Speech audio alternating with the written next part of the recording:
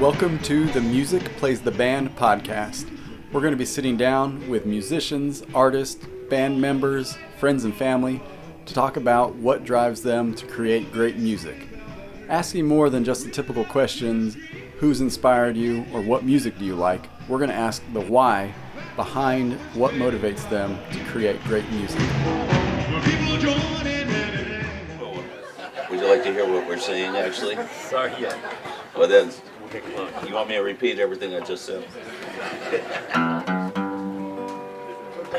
Well, one reason I suggested to Jeb that we play a fiddle tune is because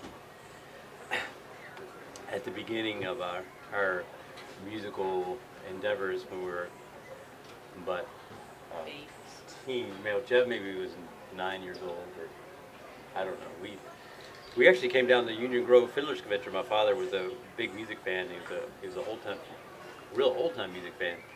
So he dragged us down, and we didn't know what we were getting into. Of course, we got this, old 1959 Volvo 544 and drove it with various little problems all down.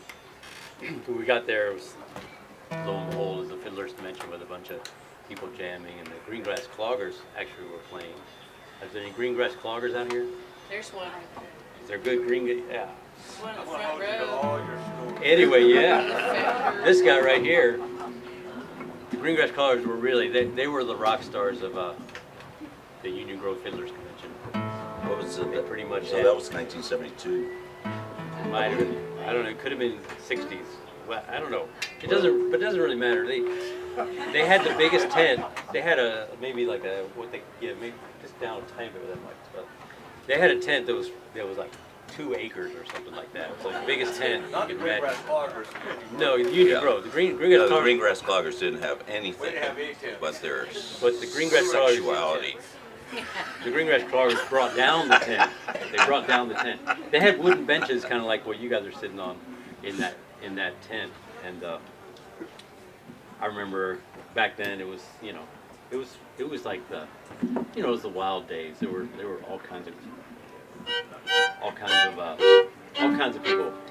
But anyway, they jumped up and down the benches and pretty much they brought down the roof. But the Greengrass Cloggers were unbelievable rock stars of old time music, and pretty amazing seeing those skirts flying and the guys trying to keep up with those girls. Still happen? Yes, still happen. Anyway, so we learned how to play old time music, and from that ended up bringing fiddler something about festivals. We're gonna play a tune. What do you play, Jeb? I don't know.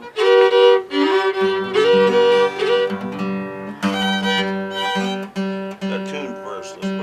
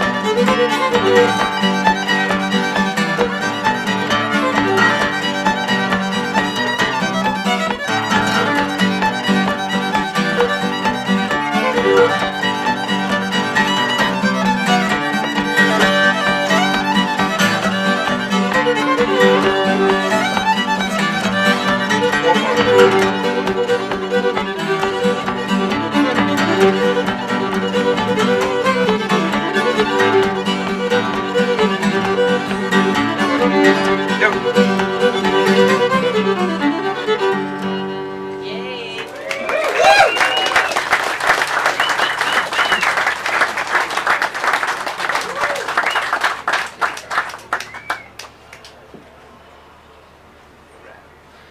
It's a little known fact about old time music that we as human beings tend to watch time receding away from us. Well, when you play old time music, you have to turn around. You got to watch time coming at you, and that's actually a fact. Oh. There's science involved. Yeah. That reminds me of how little marijuana has ever worked for me. It caused the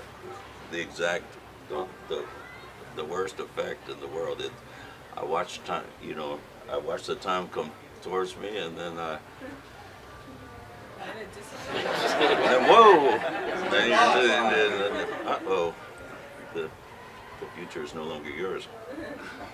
Don't know what to play next, because you're watching the. Well, anyway, that's cool.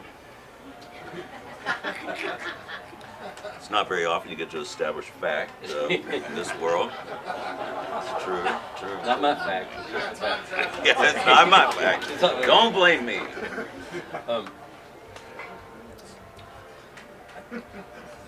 So The history of Shakori Hills kind of like, where it's in essence it's a dream of some kind, I guess, and it formulated somewhere in our lives, probably while we're playing music. Something, waves of stuff come to you, and that sort of starts to seem like, wow, maybe we should try to make some of that, inspiration or ideas of beauty and I don't know, something different in life. Really not, something other than, going to the store and watching TV and all that kind of, whatever, But the stuff we get trapped into. So, you get this idea that, well, maybe we can do something a little different, or maybe we can see what happens. And so we somehow embarked on a journey, and that it was a journey actually kind of, I would say, somewhat chasing down a dream, and it's still unfolding. Like what he's saying is to add to it or whatever, but most of what you wind up learning, or we wound up learning, I think, is through playing old time music, like the sense of like explosion and joy, and there's just something about it, and so that, and the scene was so incredibly vibrant, and just to have that be expanded in more tangible actuality is a very cool goal, and not as easy as you would think in certain ways. But yeah, I would say most of the essential stuff that I've learned from being in old time music sessions and growing up the way we did, which is a whole nother story. But so kind of the festivals do represent that type of essential joy that felt. Yeah. I remember talking to Eddie Carson about it. He's no longer with us, but he was a great supporter of the festival, but and part of the Green Grass Cloggers too. I just remember talking to him about how everything we try to do is just sort of expand this essential feeling that we always had about the excitement of living and music and so on and so forth. Question, yeah. So was part of the goal of Shakori to create more of an old time, where Finger Lakes maybe wasn't as receptive to old time music as like the Appalachian region, as the mountains and I don't know. here would have been? Actually, Finger Lakes, we happen to be in around Trumansburg in that area happened to be a hotbed of old time music, you know, as well as down here. I think one of the reasons we wound up down here is because we always had that affinity for southern old time festivals and whatnot. So just wound up. And also, Don the Buffalo played the boogie years ago, and Any boogie people out there? sure we got some big boogie folks. And so we kind of. The other thing is when Don the Buffalo going, you know, we grew up playing these old time festivals and so on and so forth, and then so started playing, you know, what's essentially rock music, and then we were thinking, well, this is okay to be doing this, but it's going to be kind of a drag not to be able to play any festivals. So that was another reason to start GrassRoots altogether. But at the same time, like a bunch of festivals at that point opened up their acceptance range of the very different kinds of music. The other component of like the nuts and bolts of like GrassRoots itself was really inspired by a couple different festivals. One was Croton on the Hudson, Pete Seeger's thing, and there was a festival called Bear Mountain. There was a really the guy is still very brilliant, but his name's Phil Garner, and he booked both of those festivals, and he had a lot of the international flavor where you had African bands and different stuff and old time music and all of that together in one like big folk festival. The other thing that was cool about the Croton on the Hudson was it was a benefit for cleaning up the Hudson. It had the whole political activism portion of it, and so that kind of was somewhat of a. And then the Cajun Bluegrass Festival out in Rhode Island was also very inspirational to us. And then there's Jazz and Heritage Festival down Yeah. in New Orleans was also very. But so in the old time festivals, there's kind of like a pretty active party. You know what I mean? And but like some of the folk festivals, like an all-night party. the folk festivals, there weren't near as much. Yeah, of they a all party. tended to shut down at night. So GrassRoots was one of the first kind of folk festival type festivals that really went all night. And the one in New York really goes, I mean, all night long until the music it goes until sunrise and beyond sometimes. But, So yeah, there's so it's funny to have a workshop where you kind of talk about GrassRoots, where it's kind of like we've been talking about GrassRoots for 30 years straight. And we're gonna skip around. You know. that's gonna be our normal conversations are very lurchy subject-wise, and this one's bound to be more so. But I think we should play a tune, one more tune. No, I don't want to do that. I mean, we could, but We could play a tune. We'll please play another tune. we'll play more tunes. But We'll ask some more, any questions too, yeah, anybody? In 1991, yeah. And Trumansburg, just a quick recap on the idea behind that festival. At the time, I was one of the founders. I was in Don the Buffalo with Jeb and with Tara, the Rich member, and Richie Stearns and Jim Miller and Shane, and Richie's wife, Jenny Stearns. Yeah, it was a really good group of bands, and we it was the moment when the AIDS crisis just like came about. And actually in 1990 we did a benefit concert that we managed to sell out in a theater, and I think it was a very successful event, raised money for the fighting against AIDS. So the very next year we decided it was really Jeb's idea that we should do a festival. And so we started that as a benefit for the fighting against AIDS. And over the next 10 years, the festival raised, well over 100,000 for the fighting against AIDS and awareness for the fighting against AIDS.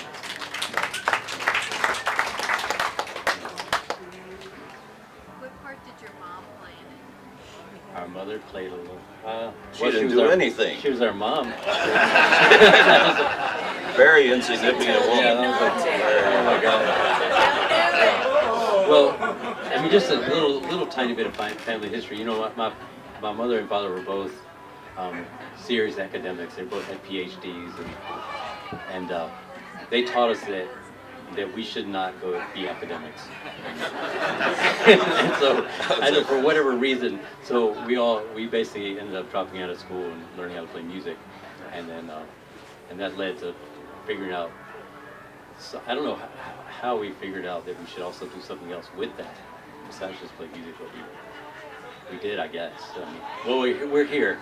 We're here. But my mother and father were both really amazing people, and a lot of we grew up with a lot of deep philosophical discussions going on, as we were running around. I think also it's like when you're talking about like what is like counterculture, it's not so much a desire to not have culture. It's actually a desire to find some culture that actually makes sense in a more in your life, like and you can definitely tell that there's something lacking in the there's a lot of unhappiness in the world with the way our classic mentality is set up, and it's not to say like people the counterculture has all the answers or this and that, but it's an attempt to like, all right, so how are we going to live, and then being free enough to say I like this, I'm going to sit on the porch instead of doing whatever. Well, you know what I mean. It's just like a million choices, but and there's you could go on into the classic example of like a public school, like when you first go to public school, one of the first things you realize is you have to ask somebody to go to the bathroom. Well, this to me is like the very first step in seeding your personhood and your autonomy to another.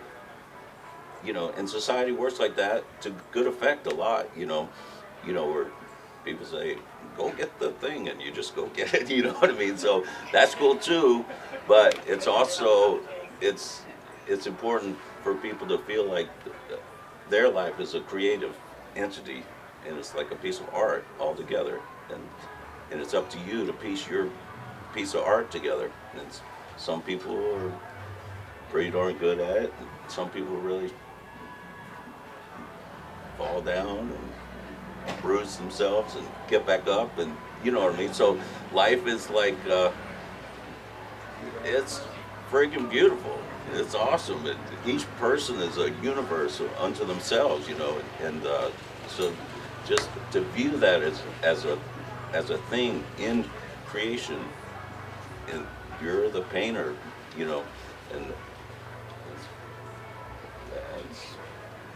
so that's a big part of what we feel like try to make available to, and just music's the thing that I found that makes sense to me. It's the best thing I've come across, and so I can only speak for myself. I think a lot of people share the same feeling, and that helps to inspire that type of freedom within you. And when something clicks in you, you're like, wow, here we are. Yeah. So the Appalachian Mountains go all the way from here, all the way through New York up to Maine. But what about Miami? Is there a lot of old-time music in Miami? It's flat there. Yeah, that's good. Well, it's a big world out there, and one thing that we discovered, of course, in GrassRoots was like, I think we must have seen the similarity between, what was coming out of like Africa and those traditional kind of music to old time music. So it always rang as a resonant kind of thing. So we always brought up some really great, music from Africa, and then the world, the African and Afro-Caribbean kind of thing, it's all over, and it was part of the New Orleans Jazz and Heritage Festival.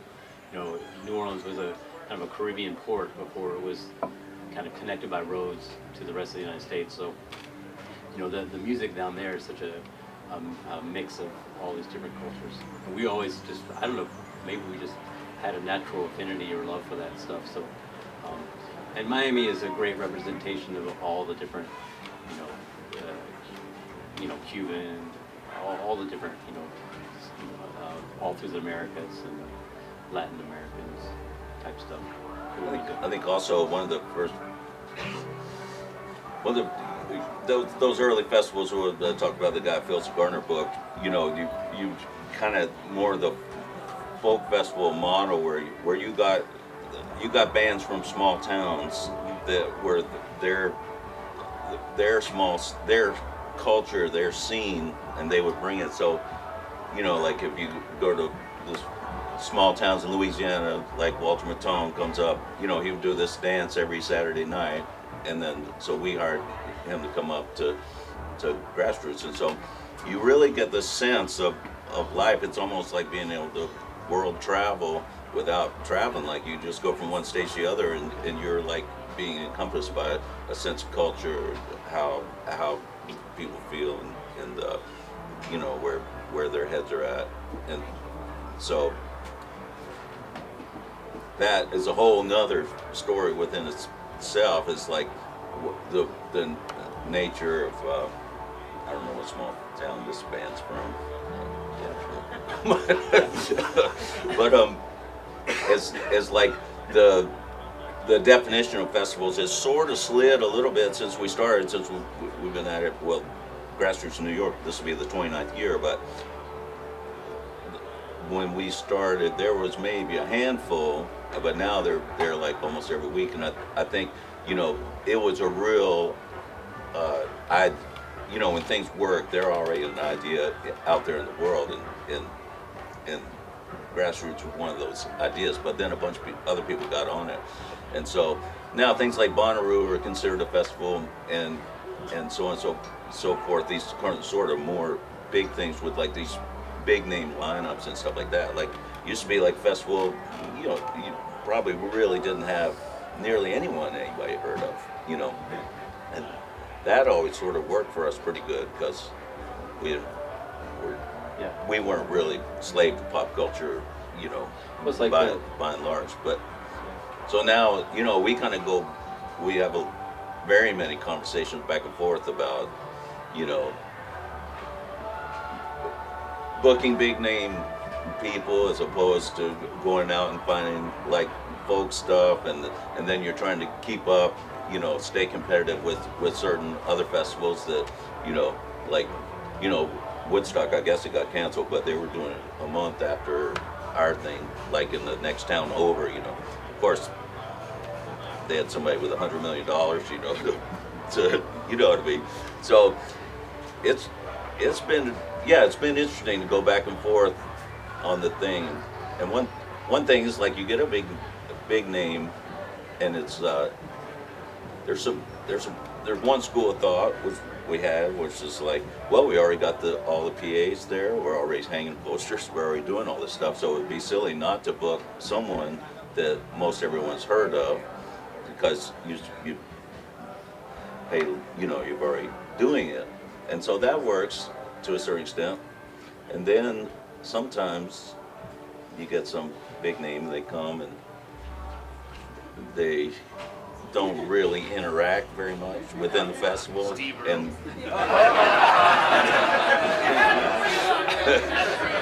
oh, we love Steve Earle. Steve Earle, by the way, he came side stage when we were up at Rhythm and Roots and watched the end of our set, and definitely was very friendly about it. And it was his way of making. No, he didn't actually apologize, but that was his way. It's as close as it gets. Yeah.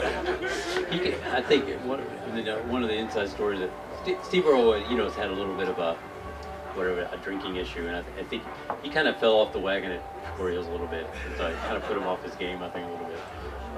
Put him on one too. Early on his game, but I think he's he's I thought honestly he did good. he's honestly trying to keep it together. I think being a good guy.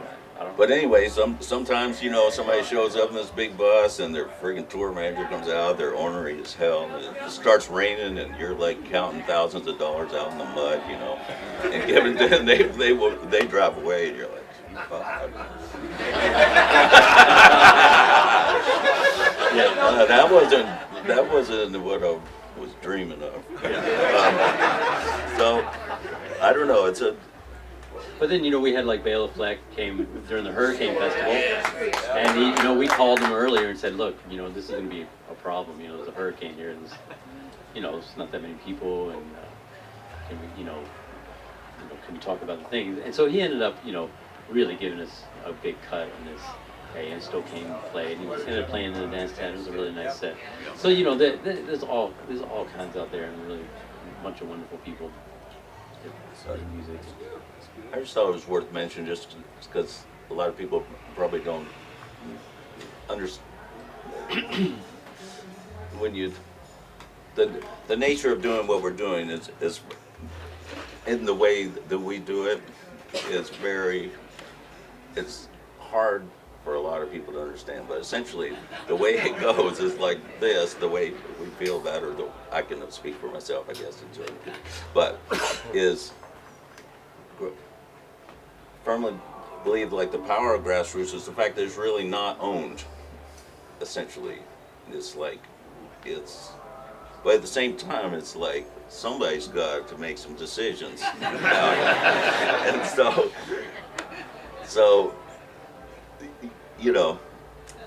so you wind up in this it's strangely enough, it's sort of organized a little bit like a bunch of kids on the street, it's like, let's go to the park. It's like, no, or then one of them is like, oh yeah, that it's just sort of like a whole bunch of conversation and trying to figure out what to do. And then, but it gets pretty confusing because at some point you say, well, the real power of it is the fact that it's not owned. And then the other thing is that I don't think I'm that interested in doing anything that I think would be wrong to the festival, or Jordan wouldn't feel like letting something happen that would be wrong to the festival.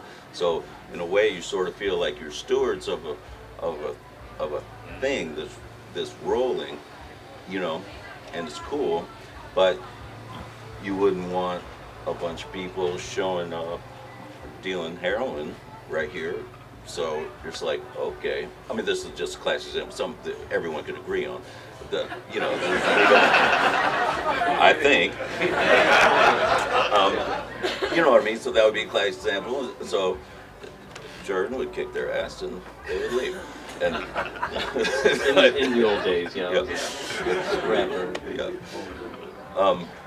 So, and then there would be lots of scenes where, and there still is, where, you're trying to collectively do something, and then you're trying to make a collective decision, and then it could be very interesting, very interesting, but kind of cool at the same time, but could lead to, and sometimes I tell Jordan, I said, people, sometimes they might understand a little bit more if we just said, we're running this thing, you're helping me.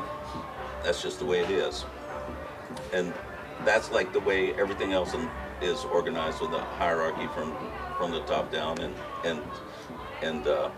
it's easy to understand. We're accustomed to that as a culture. And then but this is sort of like that, but it's not. It's not. So I don't know. Y'all can be as confused as everyone else. Yeah. Yeah, it's kind of like that's that. what the workshop was about. Yeah, it came from nothing and it went still going nowhere. Anyway. But we're here. nowhere here, and it's wonderful that everybody else is here. I mean, you know, it's the funny thing when you do a festival is like, the festival is the people that show up. Like you can hire a bunch of bands and put up all this stuff, but if nobody shows up, it's not a festival, and nobody's ever gonna come back. Nobody, you know, the few people that do show up will be like, well, that wasn't anything. And so, you know, it's like anytime you try to create that, or you have the idea that you're gonna create that, you know, you have to put the cart before the horse. You somehow have to get the people there so that the people can actually make the festival. And so, you know, when you learn that lesson, you learn to respect what the festival really is. The festival really belongs to the people that come to it, and that's kind of what we mean by not owning it. And that, but we do try to make wise decisions, and we don't always. We sometimes make mistakes, and that you know, of course, that happens. And we pay for them. And we do pay for them sometimes, and then we have to. Yeah, and then you guys pay for that. Let's get out of here. It's not really fair. But we try to do our best. We really do. I think. You know, we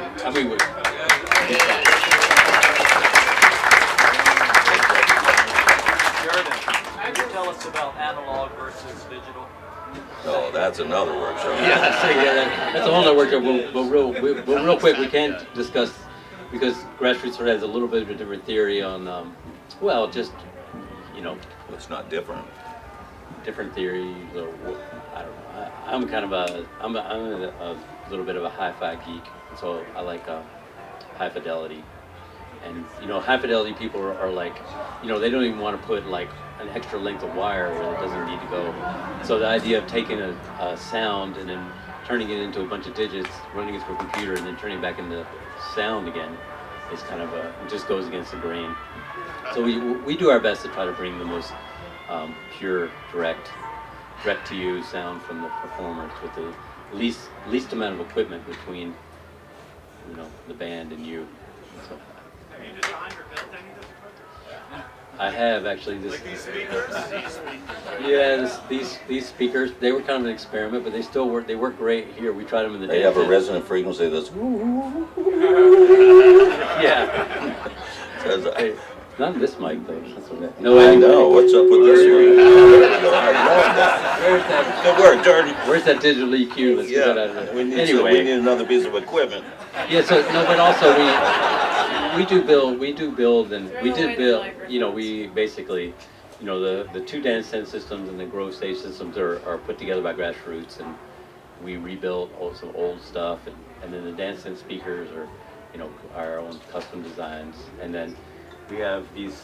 Now we're running the cabaret, this stage, and the vinyl lounge on tube amp that design that came to me like GrassRoots did in a dream. Kind of, I was laying on a couch one night after I'd been reading geeky stuff, and I had this aha moment. I think I know how to make a better amp, and I tried it and it worked. So that's just that quick and easy story. All right. Are those amps for sale? Only to you, Brian. Only to you. They will be someday. They will be someday. Good question. I have a lot of. I just wanted to say that back in the day, and this is because of you, Are you talking about yesterday? Back in the day, yesterday. where, I mean, we'd sit around a bonfire, passing a bong around, saying, wouldn't it be great to have a music festival? And it comes to a point sooner or later you gotta decide, well, you got the business of the festival. And I have no idea. I have my section that I work. Yeah. I have not an idea at all what's going on with the numbers. I don't know anything about the details. I mean, do you find yourself Well, it's a divide and conquer Stressed kind out. of thing, you know. Yes. You just find, you know, you get people. There's, you know, like you're, you know, these guys, you know, there's people that just take an aspect, and that's what makes the festival so great. Really, like, you're like, I don't even know everybody here. Believe me. I mean, you know, and so, but somebody knows everybody. I mean, you know, it all interconnects, and that's the kind of the GrassRoots kind of thing. You know, I don't know if anybody knows everybody, but anyway, but you know, there's like a great, incredible kitchen staff. There's stage staff. There's, you know, there's security. There's the camp rangers. There's you know, there's a administrative bunch of people. There's promotions people there in the back. and Recycling. there's recycling and there's compost. I've And worked here for like 8 years, and weren't you gonna tell me what to do? Or? we usually find out that after 8 years, you either have to like, you know, stop telling people what to do, or you know.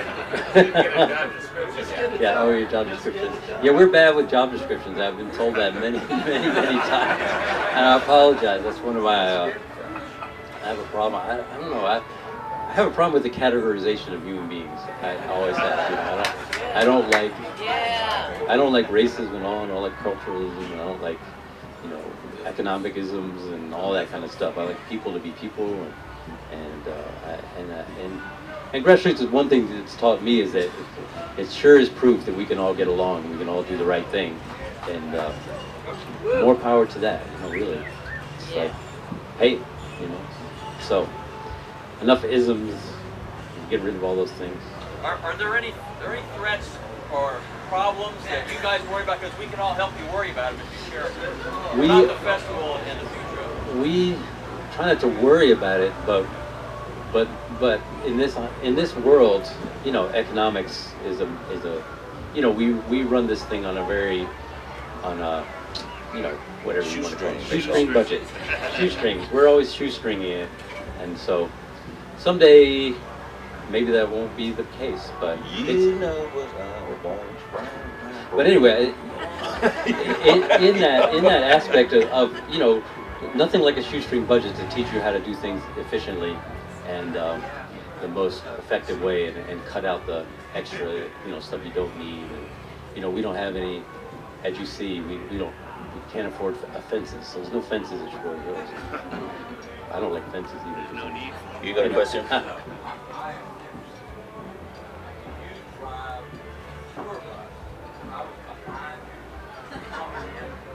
Was I swerving? Was I weaving? Was I weaving?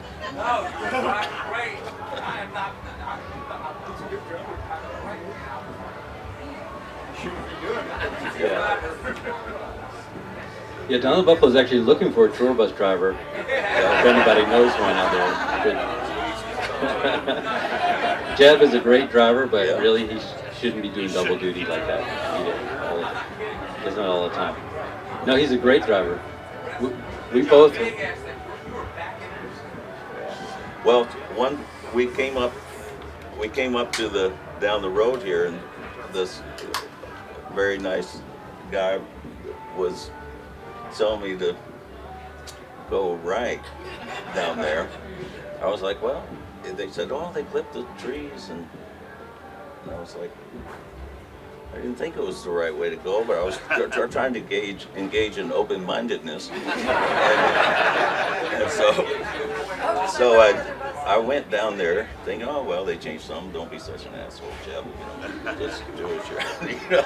And so anyway, we nearly got stuck and wound up backing all the way out, and then going the way we normally go, but. How about that time at Mount Airy backing up? Yeah. Yeah. Jeb with his little Oh my Jeep. gosh. Yeah. I think we should play another tune. All right. Yeah. Then you guys can think about your questions. We'll answer a few more. Okay. We'll just play a tune.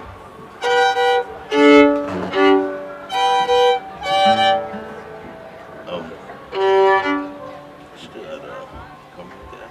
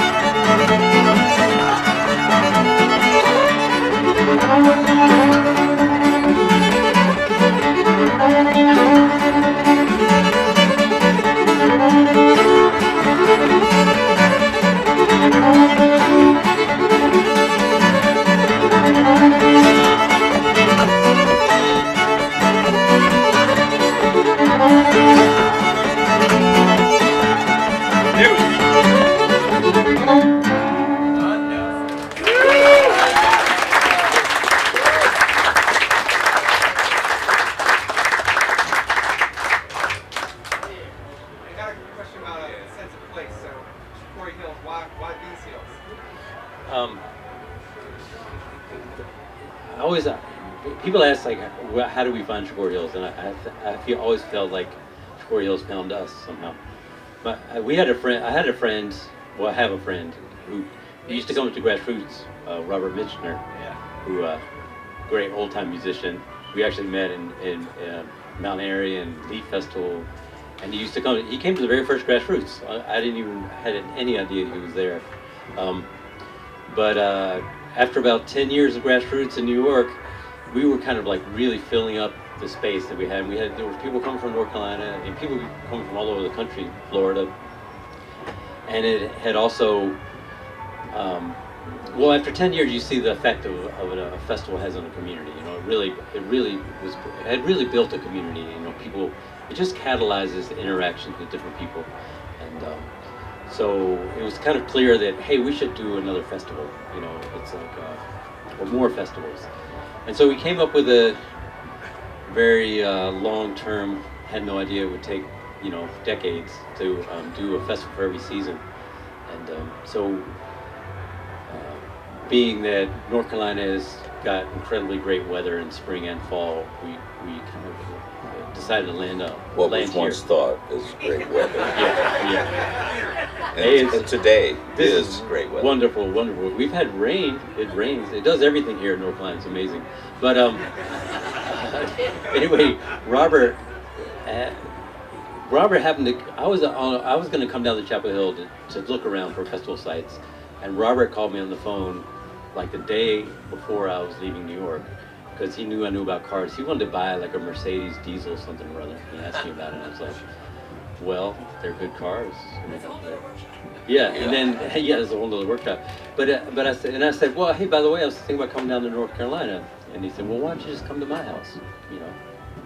So I came to his house. So Jordan convinced him to buy a farm instead of a Mercedes. I didn't convince him. Amazing thing. Anyway, we drove all around the triangle, you know, looking for places to hold a festival. And at one moment we were in Pittsburgh. We actually went to Pittsburgh to look at an old accordion that was in an antique shop.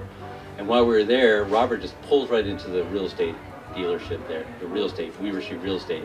And he went in and he said, like, what's for sale, you know, around here? And I had we were thinking we were going to lease a place. I had no idea, even thinking about buying a place. But Robert was like, well, let's see what's for sale. And then, long story short, we didn't find anything that time. I came back in the next, like 4 months later, and I was at Robert's house, and he called the real estate agent, and the real estate agent faxed over some listings. And the very first thing that came out of the fax machine, I was having me sitting at his desk, and it was coming out of the fax machine, was a picture of this beautiful oak tree, which was right down there in this driveway, kind of leading by this oak tree. And I was like, Robert, that's beautiful. And he said, well, let's go look at it, you know. So we drove out here, we saw the big field. I was like, wow, you can park cars there. This is long field. Anyway, so anyway, we talked to the real estate people, and the next day we walked around with Gary Phillips, who was like actually the county commissioner, chairman of the county commission at that point, happened to be also worked at real estate, and he showed us around. We're saying like, oh, this is great. We could, we're telling we had this festival, and I was like, you never know what people think about when you tell them something like, we want to bring this GrassRoots festival to North Carolina, and he lived next door. You never know. They're like, well, not here. You're not. You know what I mean? It's like, but anyway, he was very friendly, and there was actually at that time in Chatham County, real estate was really hot, and they said, well, this property is going to sell really fast, so there's people like trying to buy it right now, and so I don't know how Robert did it. Robert's an amazing guy.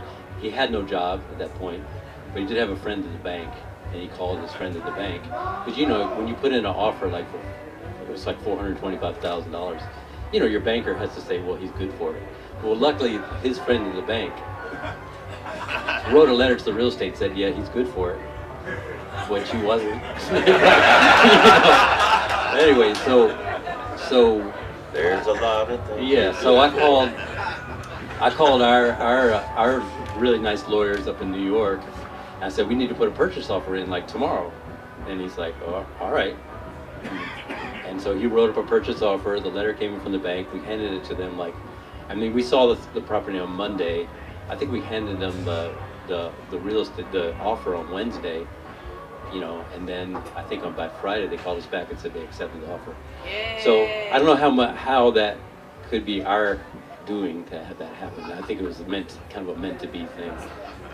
In 1 week to have bought this farm was kind of Robert Minster's amazing. Robert's great, and then the first year was just I don't know how many people were here the first year. Well, I got towed into the festival. Yeah, and a lot of people will be like, I've been towed out of a festival. I've never been towed in. I want to meet this one woman that I was on a tractor and I was towing people in, and I was like, I'm sorry. I come to her window. I'm sorry, we're gonna have to tow you in. And she just was like, looked at me and she said, how exciting. I was like, man, we're in the right place. Anyway, whoever that is, come talk to me someday. But Robert's great, and so he was like living here at the house, right, and the whole thing's going, but just so you know, it is incredibly stressful to be riding. It'd be like, when we started GrassRoots in New York, everyone that we knew talked about GrassRoots every time you saw them, and you saw them all the time. And it's like holding a poker hand that you don't know whether it's going to work, and you're waiting 6 months to find out whether, and also not really funded, So it's not like this in the early. Like GrassRoots started in New York. We had a friend that loaned us $5,000, and we started selling ads in a program that never existed. It was so there's a lot of like energetic projecting, like you're just constantly on the phone talking about the way this thing's going to be, this never been before. And so, and that's just back to like the, creative thinking, and at some point you might feel like you're kind of putting people on because you're talking about something that exists in your mind, but it doesn't exist in the world. And so, so you just like, you kind of like generate all this energy and vision around what's going to happen and try to make it happen. But anyway, it can be quite stressful. And so the only reason I'm talking about this is because so Robert found it very stressful. And he was just such a beautiful guy, and it sort of felt bad, that he wound up in this position all of a sudden of being so responsible for so much of what was going on in Shakori Hills. But anyway, so we're towards the end of this first weekend, and of course the rain was going sideways, and it almost was snow, and you couldn't walk one step off of any new path that they built, without sinking up to your ankle, and it was just like, wow, what an adventure. You couldn't, like, there was nowhere, you couldn't rest a car anywhere that wasn't on the actual road, and then you had to get off the road because the people needed to drive on the road. And so, but anyway, there was a couple of sets at the thing that were just amazingly beautiful, you know, and just this essential, you know, I always feel like if you go to a festival and you hear something, you have just this couple of moments where you're just like totally, you know, in love, or you're just like, your mind is blown and you just have this moment, you know. But anyway, so Robert was like, this is too much. I remember talking to him out there. He says, this is too much. He said, it's not worth this for a couple of moments of magic. it was like, we're going to have to find somebody to buy this place. Because he was like, yeah, Robert never really intended to own the place for a long time. It was just kind of like a, you know, and so luckily we found another buyer, and then now Shakori Hills itself, the organization and the GrassRoots Festival organization collaboratively, we put together a community mortgage, which was amazing. Carol Hewitt, who did NC Slow Money, went and found, I think, like 25 people to all chip in to create a community-owned mortgage, which are now, it's only a 10-year mortgage, and we're through our 5th year, so we're halfway through purchasing it. So, and which is, you know, that talk about some sweat. I did find the first Shakori exciting. Oh, the first Shakori? It was very exciting. I mean, I liked it, so it is the right place. Oh, well, yeah. I mean, obviously, we somehow weathered that weather, which was like unbelievable. But I have a question. Yeah. I have a question about the Miami Fest. Yeah. I mean, I find the culture here in North Carolina similar to Germany. I see it translate very well, but I don't get it. Oh, in Miami? I don't get it. Yeah. Well, I don't the get Miami the Festival is music, I really, don't get it. if you think about, like, Shakori Hills has spring and fall. It's like the GrassRoots Festival in New York has summer in New York. You can't have a festival in the winter. And then its balance is really the Miami Festival. So that, because it makes a lot of sense if you live in upstate New York in February to get the heck out of there. And really, if you're in Miami in July, you should get the heck out of there too. So it's really those. It's like if you think about those two festivals kind of balancing each other, and then spring and fall balance each other here, it makes more sense. It's kind of a, yeah. And you know, we have the crew. What it really did, creating this. Oh, good. Hey, here's.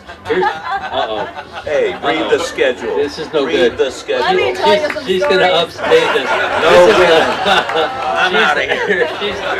Alyssa Farrell is Bullshit. Alyssa's the GrassRoots MVP, unsung hero. I don't know what you're gonna say. I don't know what you're gonna say. Everyone knows Alyssa. She actually is the one that knows everybody. Certainly not me. Here, Alyssa Farrell. I missed your talk, so I was busy working.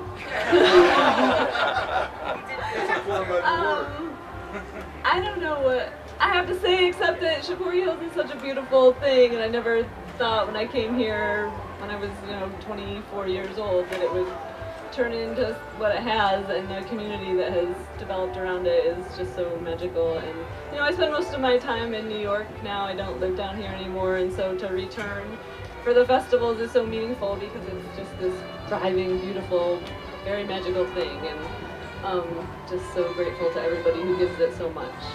So.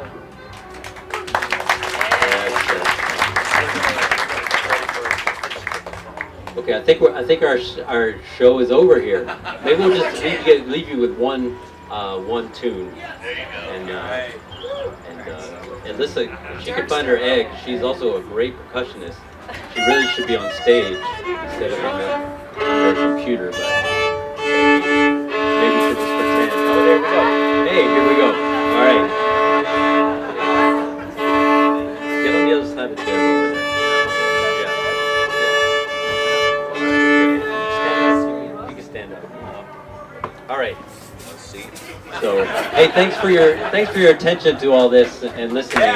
It's been really fun. For me personally, to talk about this. Just like to say one more thing about just the nature of meeting the cool people and having so many people come along and like I figure one of our strengths was to feel rather open and look fairly inept, and then people rush to your aid, you know, and so really That's the Carol Hewitt story. She rushed to our aid. Without her, I don't know what we would do. But I guess it's if you look at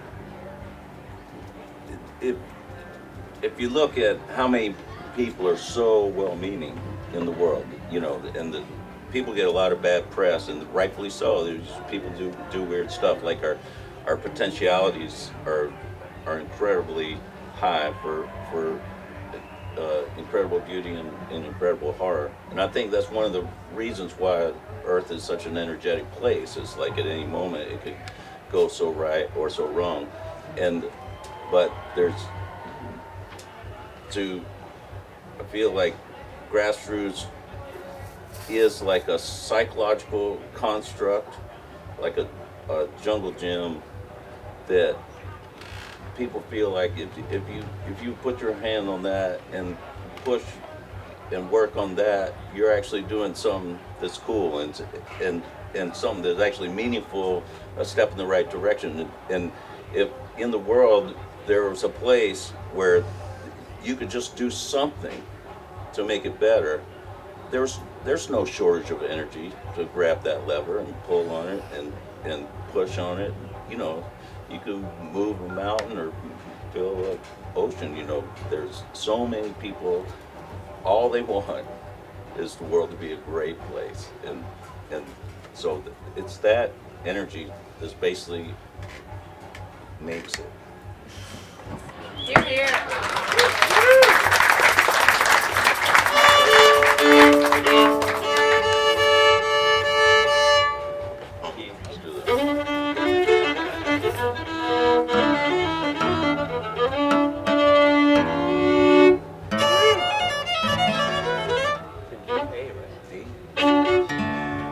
Or we play different.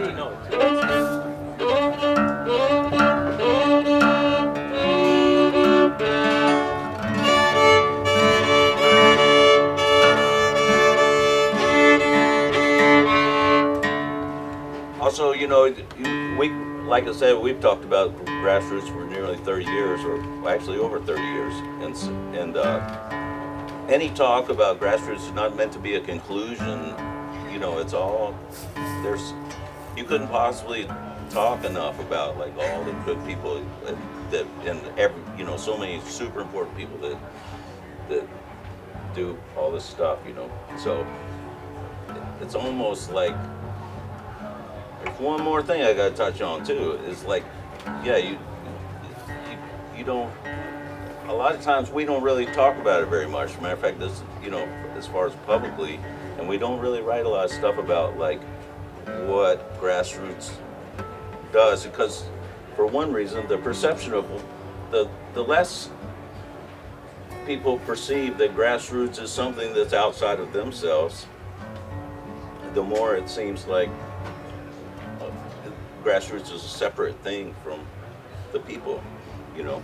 And so that's one reason why there's not an excessive amount of communication, like, well, GrassRoots, blah, blah, blah. It's like, well, one thing is like, who's GrassRoots, you know? It's like, we are GrassRoots. So, and then also it kind of comes down to sometimes, you know, when we're working as an organization, but people will be going along and they'll be working hard at the thing, and then they'll be like, well, no one ever thanked me, you know what I mean? And that was like, well, for one, like, if someone does something for GrassRoots, and I thank people a lot, but some aspect of it makes me uncomfortable, because I want them to be doing as part of GrassRoots, and certainly not something doing for me personally, or for Jordan personally, or, you know what I mean? So it's like, so I remember, yeah, we gave Katie Walker a plaque for her retirement, I kind of wrote something that was extra confusing, a lot like the talk I'm giving right now. But it said this organization that you helped create is now giving you this plaque. and acknowledging all the hard work you did for it, And you're talking about somebody who just loves to work. Just unbelievable amount of work. As a matter of fact, the crazier it got and the more she had to work, the better she felt, And it's really, and there's a lot of people like that. They really love to work and they love to be a part of things. And the more you work on something, everybody's had an old car, like, as soon as you work on it, you find that you like the thing more. And that was like the VW Beetle. That was the whole thing with the VW Beetle. It broke every other day. But you fixed it too. And then wow, when you're riding down the road in that thing, you're just like, one, you're so amazed that it's riding down the road. And then you actually had a part in it, So anyway, that's just, yeah, on and on. And around we go.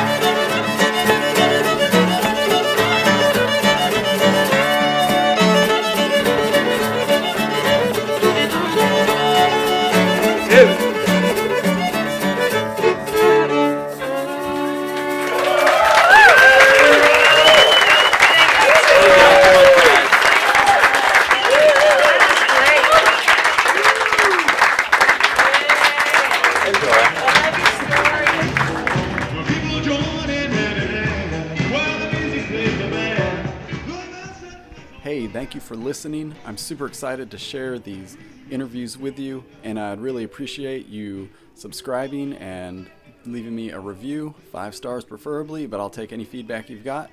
And stay tuned, we've got lots more exciting interviews coming your way.